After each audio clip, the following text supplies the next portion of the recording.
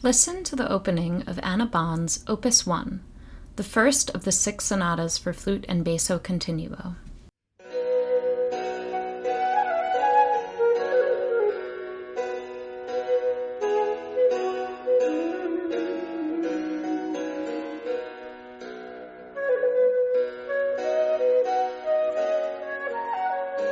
It is light, elegant, and delightful. You probably want to hear more. It's clever and inventive, yet maybe it sounds like something you've heard before. And that's because you have, in the musical phrases of many composers before Anna Bohn and of ones to come. For example, here is a piece by Baldassare Galuppi.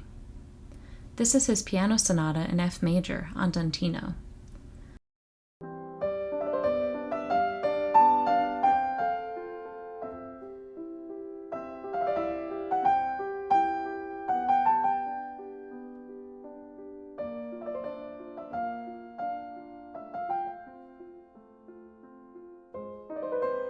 The reason you may find both of these pieces familiar is that they both use stock musical phrases, which they would have learned through the Partimento method of composition.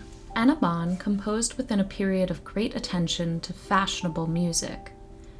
Music scholar Robert Gaerdigan writes that composers at this time were principally focused on the acquisition of musical manners. The galant style is perhaps better seen as a code of conduct, and this is most clearly articulated in the use of these schematic phrases, carefully taught to the composers through the Partimento method. At the time when Anna Bohn entered the Ospedale de Pieta, an orphanage turned music conservatory, Nicola Porpora, who was a leading proponent of the Partimento method of instruction and teacher of Haydn, was working there as maestro de coro. Thus, Anna's education would have been centered around the Partimento. Partimento compositions have been largely overlooked in study of musical scores because they are often viewed simply as exercises, and one could imagine how exercises coming out of an orphanage for girls wouldn't be elevated to the same status as scrawls by Vivaldi or the like.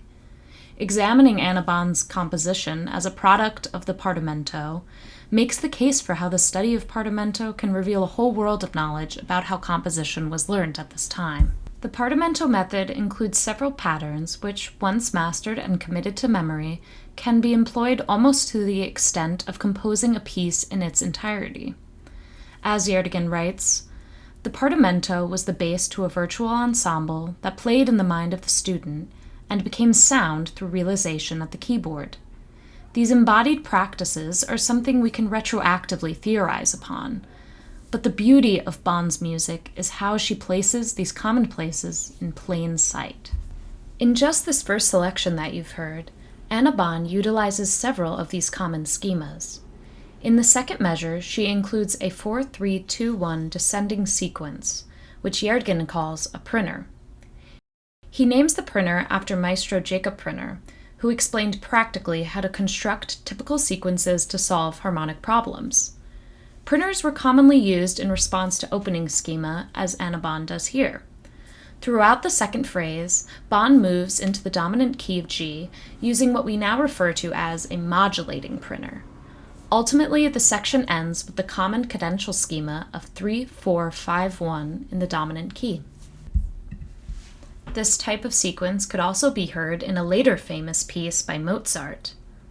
Here is a bit of Mozart's Piano Sonata No. 16 in C major.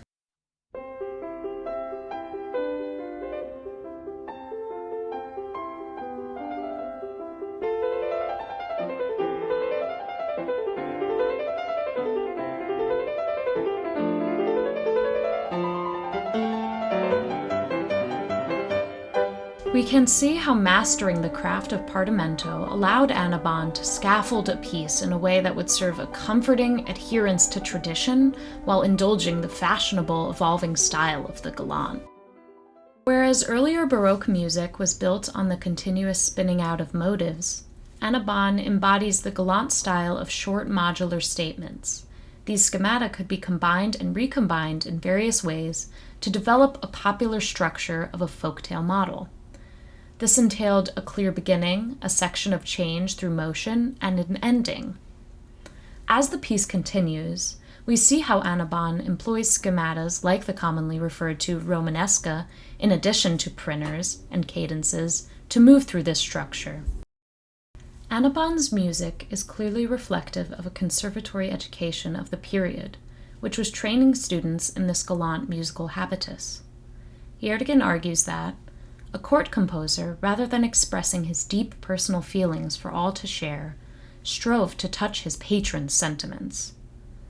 Acquiring this Partimento framework meant that these artists would be skilled in this blurred area between improvisation and composition, in ultimate service to the current fashion and their patron's wishes. It seems that Annabon was able to prove that she could do just that. By composing the Opus 1, which we've just heard from, Annabon was able to land her court position at Beirut. Thus, there is an exemplary execution of musical convention in Annabon's writing. Yet, in publishing original work, she was squarely challenging conventions of gender. Like Annabon herself, this musical period was one poised in between worlds and competing priorities.